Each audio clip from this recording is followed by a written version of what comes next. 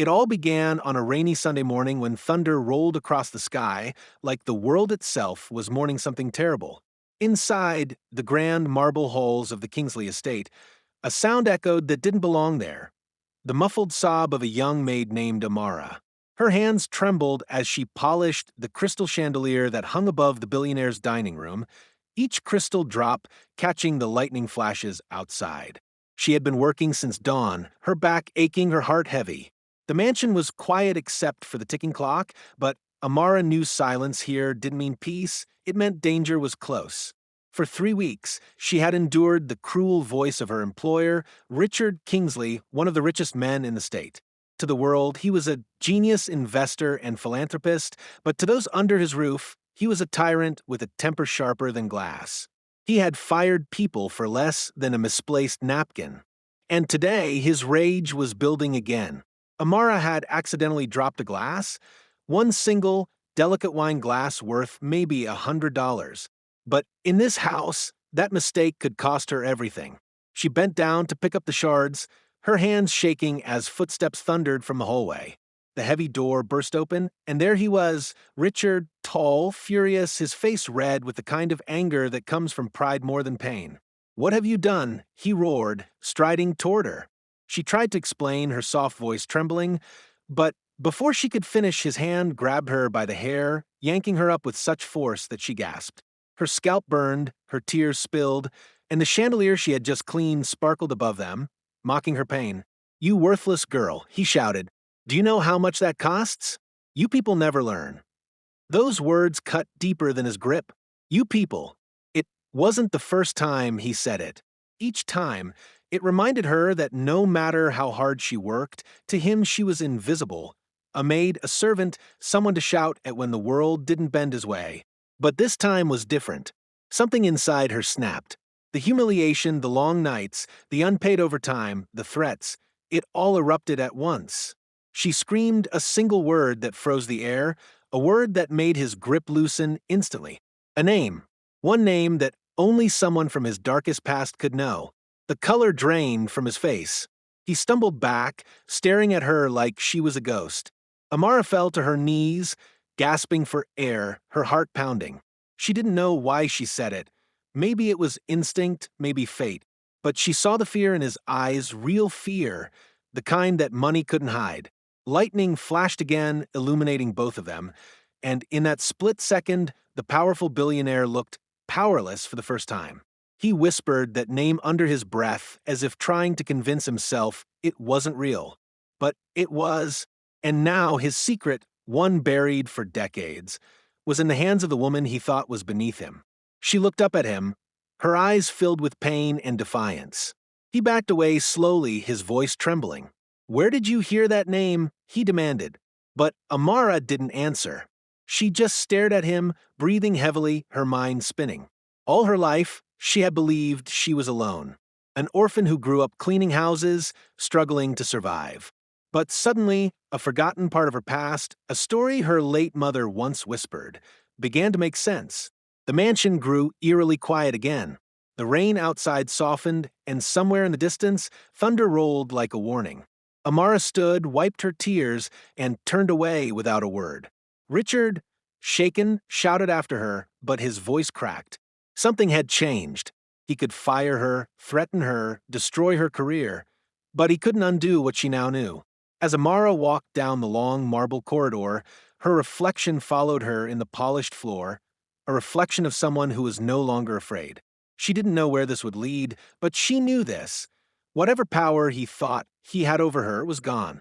She stepped out into the storm, the rain soaking her uniform, washing away the dust and fear. Her heart still raced as she replayed the moment, the look in his eyes, the way his hand trembled when she said that name. Who was he really hiding from? What truth had he buried so deep that a single word could break him?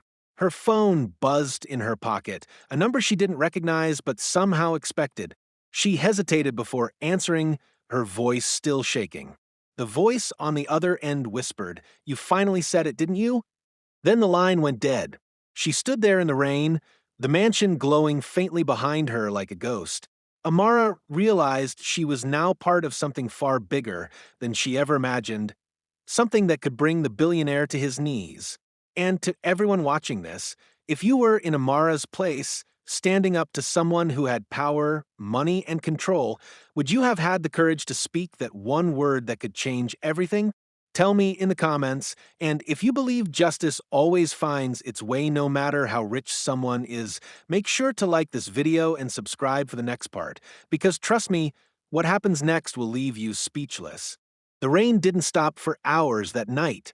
Amara sat in the tiny room behind the mansion, her wet uniform clinging to her skin, her hands still shaking. She could still feel the sting in her scalp where he had pulled her hair, but what haunted her more was the look in Richard Kingsley's eyes when she screamed that name, Eleanor, just one word. But it had turned the untouchable billionaire into a trembling shadow. That name wasn't random. Amara had heard it once, long ago, when her mother was still alive. She remembered waking up to her mother crying quietly in their small apartment, whispering to herself, if only Eleanor hadn't died, things would have been different. At the time, Amara thought Eleanor was a friend, maybe a relative. But now, after seeing how Richard reacted, she realized Eleanor was more than that. She was a secret, one powerful enough to terrify a man who owned half the city. Inside the mansion, Richard paced back and forth in his study.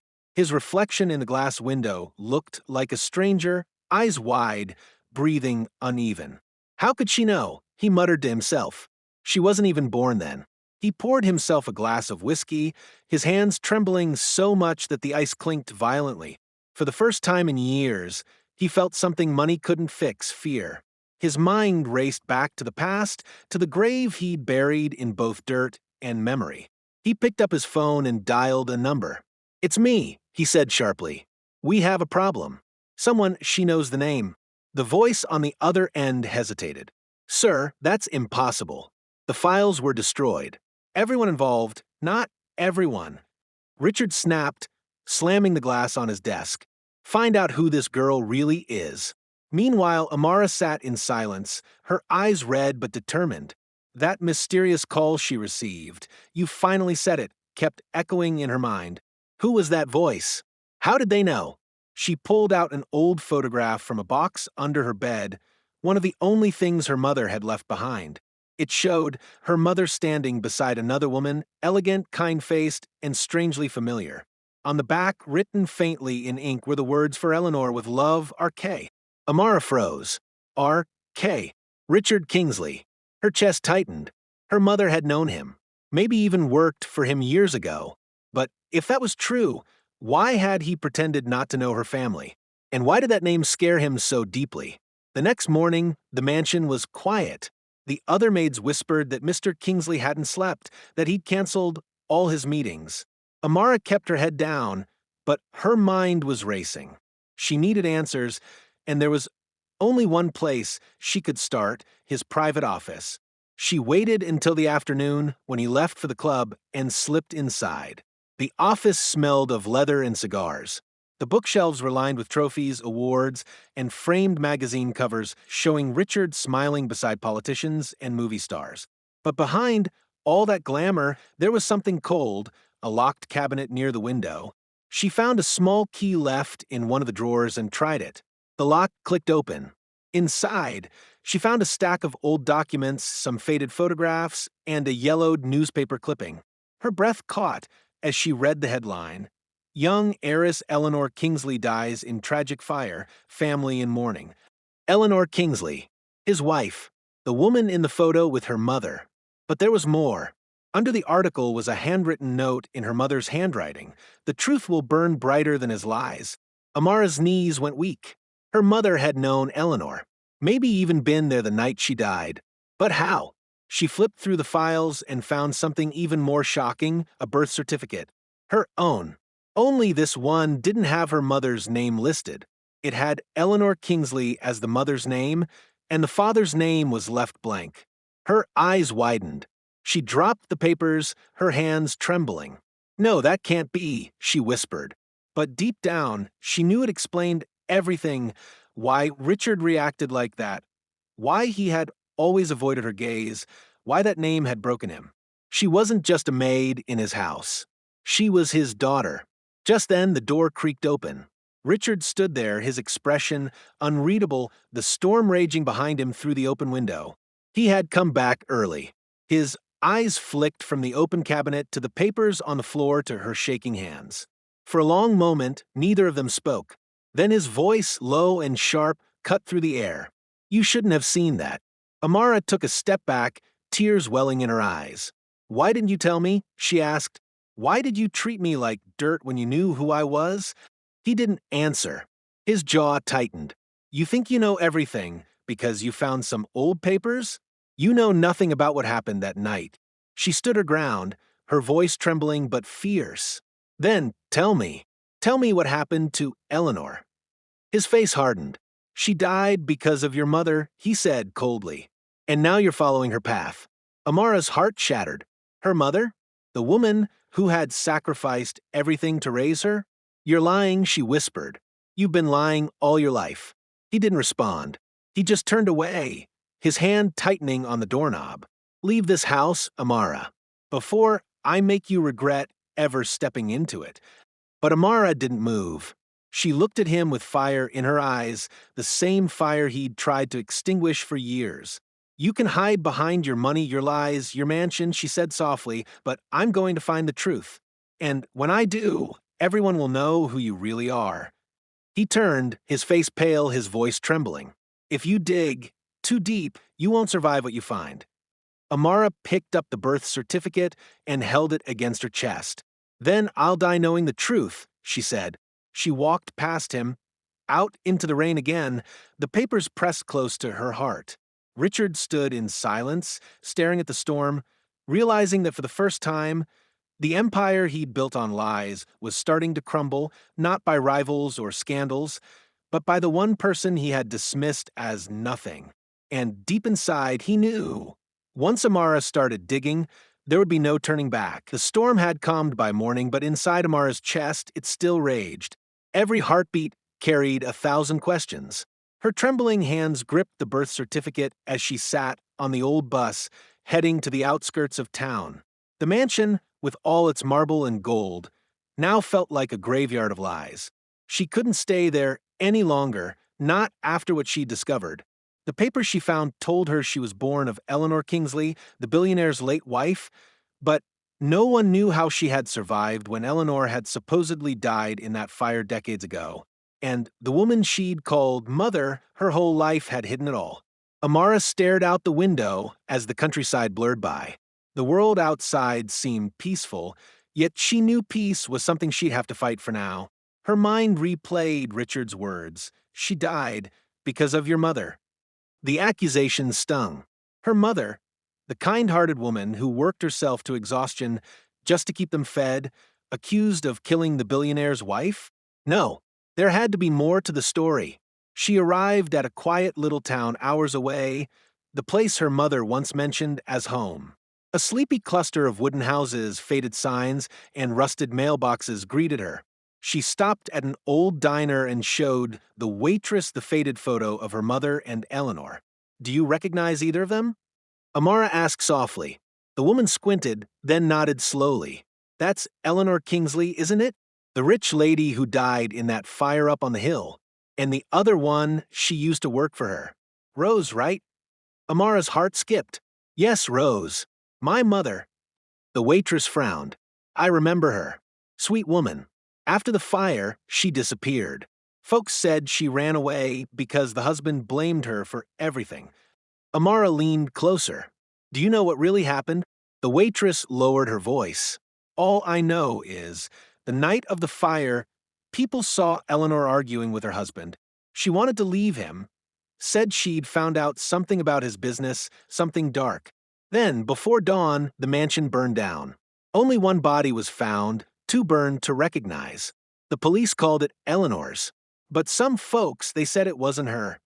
The words sank into Amara's heart like stones. It wasn't her. What if her mother had saved Eleanor, or worse, what if her mother was Eleanor? Her thoughts spun wildly. The pieces didn't fit neatly. But one thing was clear, Richard Kingsley had lied about everything. As she walked out of the diner, an old man sitting by the window called out, "You're Rose's girl, ain't you?" She froze. You knew her.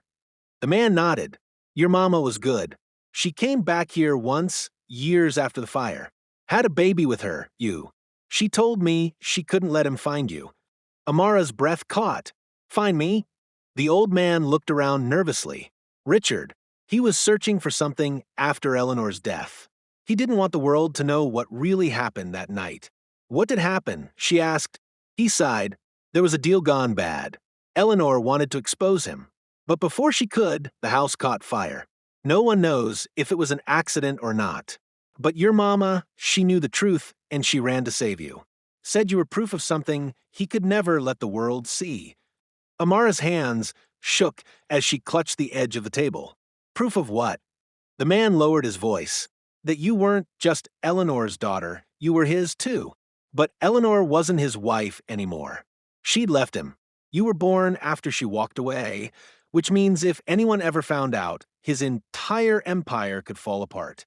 The inheritance, the shares, everything gone. Her head spun. So, the man who had dragged her by the hair was the man who had once loved her mother and then destroyed her life to protect his empire. Meanwhile, back at the Kingsley estate, Richard was losing control. His lawyers were calling, his company's board was panicking. Someone had leaked a photo, an old one of Eleanor holding a baby in her arms. The tabloids were already swirling rumors. Richard slammed his fist against the wall. It's her. That girl's behind this, he growled. He called one of his private investigators. Find her. I don't care how. I want her silenced before she ruins everything. But as he spoke, his reflection in the mirror behind him showed a man no longer powerful, no longer untouchable, just terrified. Amara returned to the small motel she was staying at, heart-pounding as she pieced the puzzle together. Her mother had risked everything to protect her. Richard had built his empire on a lie, and somewhere in all of this, the truth about Eleanor's death and Amara's true identity waited to be uncovered.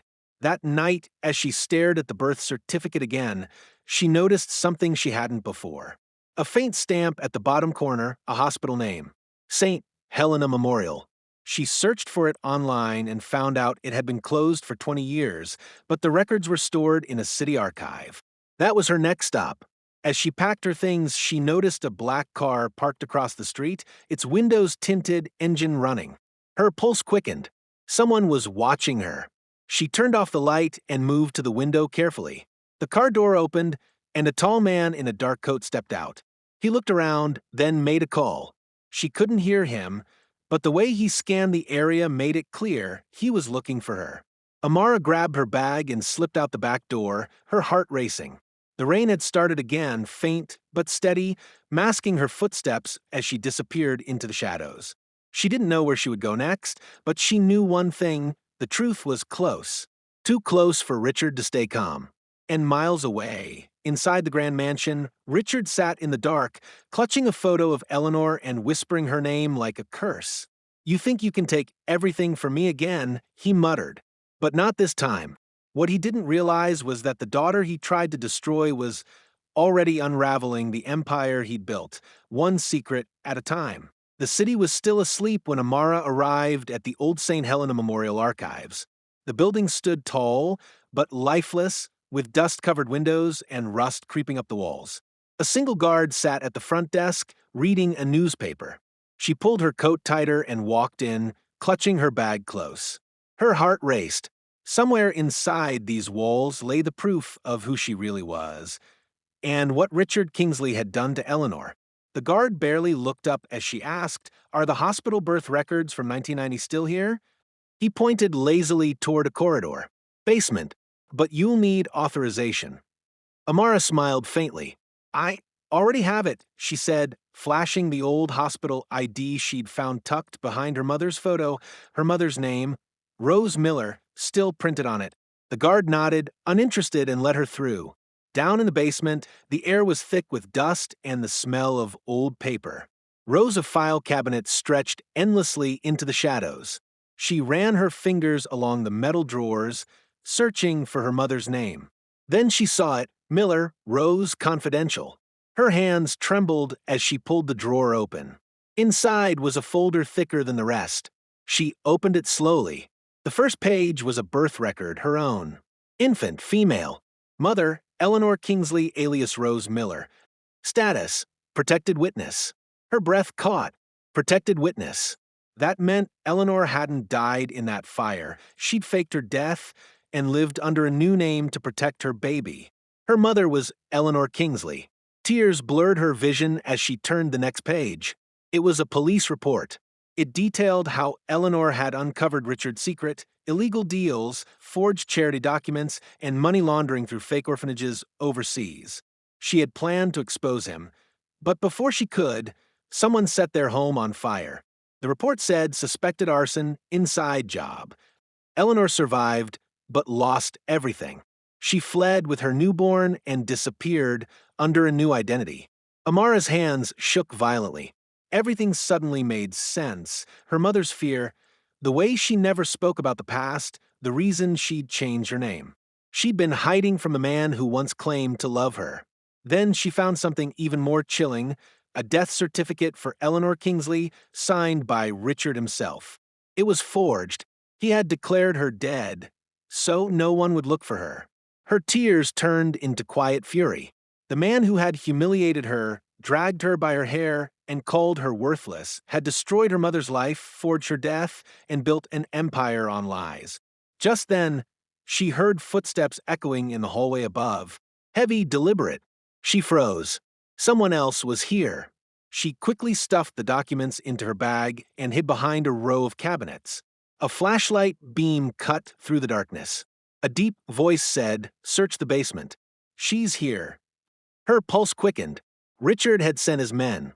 She slipped quietly between the aisles, her heart pounding so loudly she thought they'd hear it. She could see their shadows moving closer, scanning the room. One of them kicked open a cabinet door. "She can't have gone far," another said. Amara's eyes darted to the back wall, a small service door half hidden by boxes. She moved silently toward it, clutching her bag. A creak from the floor gave her away. There, a man shouted. She bolted through the door and into a narrow corridor, her footsteps echoing. She didn't dare look back. The sound of boots thundered behind her as she pushed through an emergency exit, bursting into the cold morning air. She ran into the street, the first sunlight spilling over the skyline, her lungs burning. A car screeched around the corner ahead of her, a taxi. She waved desperately. "Please, go, just drive," she gasped as she jumped in. The driver looked at her, confused but alarmed by her panic, and hit the gas. As the taxi sped away, she looked out the rear window. The black car from before had stopped at the intersection, its driver stepping out, scanning the streets again. She sank into the seat, clutching her bag. She had the truth now, proof of Richard's crimes, proof of her mother's survival, proof of who she was.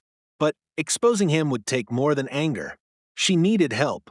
Meanwhile, back at the Kingsley estate, Richard sat in his study surrounded by chaos. His phone buzzed nonstop. News headlines flashed across the screen. Billionaire's charity under investigation. Anonymous source leaks Kingsley financial files. His empire was bleeding. He gritted his teeth. "Find her," he barked into the phone. "Before she opens her mouth, before she ruins me completely."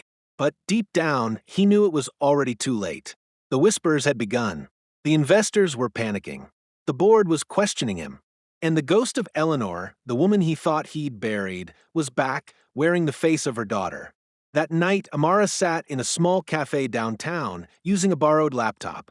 She uploaded scanned copies of the documents, the forged death certificate, the police report, the hidden records, and sent them to 3 journalists she found linked to major corruption stories. Her fingers trembled as she pressed send. It was done. The truth was out. As she looked out the window, her reflection stared back at her. The same face that had once cried in fear, now burning with determination. Her phone buzzed again. A text from an unknown number appeared. "You did the right thing. She'd be proud of you." She didn't know who sent it, but she smiled through her tears. Maybe someone else who had known her mother.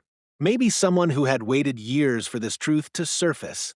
Across the city, in the tallest glass tower, Richard Kingsley stood on the balcony of his penthouse, watching his name flash on every news channel. Fraud, corruption, cover-up. His world, built on secrets, was collapsing. His phone rang again, but he didn't answer. Instead, he poured himself another drink, staring out at the skyline that once bowed to him. He whispered her name again, Eleanor. But the wind carried only silence back. Amara, meanwhile, knew this was only the beginning. The world would now see the monster behind the billionaire's smile. But she also knew the danger wasn't over. Men like Richard didn't surrender, they fought back. She closed her laptop, pulled her hood over her head, and whispered, "It's time to finish this." Night fell heavy over the city. Neon lights flickered across wet streets, reflecting in puddles that looked like pools of broken glass. Amara moved quietly through the alleyways, her hood pulled low, clutching her bag like a lifeline. Every corner she turned, every shadow she passed, she expected someone to be there. Richard's men were everywhere now, watching, waiting, hunting. She'd exposed his corruption, sent proof to the media, but she knew that wouldn't stop him. Men like Richard Kingsley didn't fall quietly, they dragged everything down with them. Across town, inside the Kingsley Tower, Richard sat in his office surrounded by chaos. His phone wouldn't stop ringing. Lawyers, reporters, board members, even government officials. His empire was collapsing hour by hour. His charity accounts were frozen. His investors were fleeing. The image he'd spent decades building was burning faster than the fire that once took Eleanor. He slammed his fist on the desk, his voice trembling with rage. "You think you can destroy me, girl?" he shouted to no one. "You're nothing without me." His reflection in the glass wall stared back, tired, older, broken. He poured himself another drink but could barely lift the glass. His hands were shaking. Then his phone buzzed again, a private number. He answered, his voice sharp. "What?" "Sir, we found her," the voice on the other end said. "She's at the East Side bus terminal. You want us to bring her in?" Richard's jaw tightened. He walked to the window, looking down at the city below. "No," he said coldly. "I'll do it myself." Meanwhile, Amara sat in the corner of the bus terminal, waiting for her contact, one of the journalists she'd send the files to. She'd agreed to meet a reporter from the Daily Beacon, a woman named Clara, who had promised to help her bring the full story to light. But minutes turned to hours, and no one showed up. Her phone buzzed with a new message. "I'm outside. Black car. Hurry." Relief washed over her. She grabbed her bag and walked toward the exit. But as she stepped into the cold air, her breath caught. The black car, waiting there, wasn't the one she'd seen in the photo Clara sent earlier. And the man who stepped out wasn't a journalist. It was Richard Kingsley himself. Her heart froze. The man who had destroyed her mother's life, who had tried to silence her, now stood just feet away. He looked different, worn down, desperate, but still dangerous. "Get in," he said quietly. "We need to talk." Amara took a step back. "After everything you've done, you think I'd get in that car with you?" He sighed. "You don't understand, Amara. They'll come after you too now. You've made enemies you can't imagine." "You mean your enemies," she said. "The people you stole from, the lives you destroyed." He shook his head, his voice trembling. "You think you know the truth, but you don't. Your mother wasn't innocent. Don't you dare," Amara snapped. "You forged her death certificate. You set that fire. You took everything from her." He stepped closer, his tone cold again. "And she took everything from me. She was going to ruin me, destroy everything I built. I couldn't let that happen. You don't know what it's like to lose everything because of someone's betrayal." Amara stared at him, her heart breaking even as anger burned through her. "You didn't lose everything. You just lost your soul." For a moment, he said nothing. The wind howled between them, carrying the sound of distant sirens. Then he said quietly, "You really are her daughter." That was when she noticed something, his hand. He was holding a small remote, his thumb hovering over a button. Behind him, she could see the faint glow of a black SUV idling nearby, its back door slightly open. Her stomach dropped. "What did you do?" He smiled bitterly. "I warned you not to dig too deep. Now we both burn." She turned to run, but a sharp pain shot through her arm as someone grabbed her from behind. A man in a black jacket dragged her toward the SUV. She kicked, screamed, fought, but he was too strong. Let me go, she cried. Richard turned away, his voice breaking. You could have had everything, Amara. My name, my fortune. But you chose to destroy me. The man shoved her into the car. The door slammed shut. But before they could drive off, bright lights flooded the street, police sirens blaring, voices shouting. Hands up! Don't move! The SUV screeched as it tried to reverse, but officers surrounded it instantly. Richard stepped back, his face pale. No, no, this isn't. Two detectives approached, guns drawn. Richard Kingsley, you're under arrest for conspiracy, fraud, and attempted kidnapping, one of them said. Amara watched from the back seat, her breath shaking. One of the officers opened the door and helped her out. Are you all right, miss? She nodded weakly, tears filling her eyes. I have the evidence. In my bag. Everything. Richard turned toward her, his eyes wide, his voice trembling. You think they'll believe you? You think you're a hero? You're just like her. Amara stared at him, this man who had built towers of glass and gold only to end up in chains. If I'm like her, she said softly, then I'm proud. The officers led him away, his shouts echoing through the night as cameras flashed. The same reporters who had once praised him now swarmed the scene, microphones raised. Mr. Kingsley, did you forge your wife's death certificate? Is it true you tried to silence your daughter? He said nothing. He couldn't. As he was shoved into the police car, Amara stood there, the cold wind brushing against her face. Her knees felt weak, but her heart, for the first time, felt light. She looked up at the sky and whispered, "We did it, Mom." But as she turned to leave, her phone buzzed again, an unknown number. The message read, "It's not over." He wasn't the only one involved. Her breath hitched. The story she thought was ending had just opened a darker chapter. The night after Richard's arrest, the city's skyline shimmered under the glow of flashing headlines.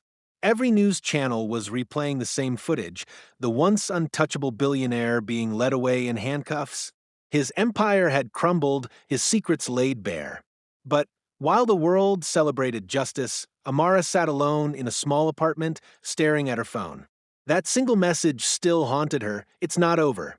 He wasn't the only one involved. She couldn't sleep. Her mind raced with questions. Who else was part of this? Who helped cover up her mother's death? She opened her bag and pulled out the last folder her mother had hidden years ago. Inside were old letters, financial documents, and one photo, her mother standing beside a woman Amara had never seen before, wearing a necklace shaped like a silver teardrop. The same symbol she'd seen printed on every Kingsley charity logo. Her chest tightened. The truth was deeper than she'd imagined. The next morning, she went to the police station, demanding answers. There's another name, she told the detective. Someone who helped him. The detective sighed, sliding a folder across the desk. We found something too, he said. You might want to see this. Amara opened it and froze. The document was a signed authorization, the one that allowed Richard's company to claim her mother's life insurance after the fire. But the signature at the bottom wasn't Richard's. It belonged to someone else. Someone she'd trusted. It read, Eleanor Grace Kingsley. Amara's hands trembled. No, that's impossible. My mother died in that fire. The detective's eyes softened. We thought so, too. But there were no remains, and new evidence suggests the fire might have been staged. Someone disappeared that night. Someone who didn't want to be found. Her heart pounded. Could her mother still be alive? That evening, Amara drove for hours, following the faint trail left in the police files. Her journey led her deep into the countryside, to a small care home surrounded by pines. The building looked quiet, forgotten. Inside, a nurse led her down a dim hallway. We've had her here for almost 15 years, the nurse whispered. She never gave us her real name, just called herself Ella. Amara's knees nearly gave out. She pushed open the door, and there, sitting by the window, staring out at the sunset, was a woman with silver hair and trembling hands. Mom. Amara's voice broke. The woman turned slowly. Her eyes widened, filling with tears. Amara? They ran into each other's arms. For a moment, time stopped. All the years of pain, silence, and loss melted into one single breath. Her mother whispered through tears, I thought I'd never see you again. Amara cried harder. They told me you were gone. They said you died. Eleanor shook her head weakly. Richard made me disappear. He said if I spoke, he'd come after you. I had to stay away, Amara. I watched you grow from afar. I saw you fight him. And I'm so proud. Amara held her mother's hands, feeling the scars that still told stories of fire and survival. He's gone, Mom. It's over now. But her mother's expression darkened. No, sweetheart. He wasn't the only one. There was someone else who wanted me silenced. Someone powerful. She was the one who started it all. Who? Amara asked, her voice trembling. Eleanor's lips quivered. The woman who ran the foundation, Lady Beatrice Moore. She was Richard's mentor and the true mastermind. She used us both. Richard was just her puppet.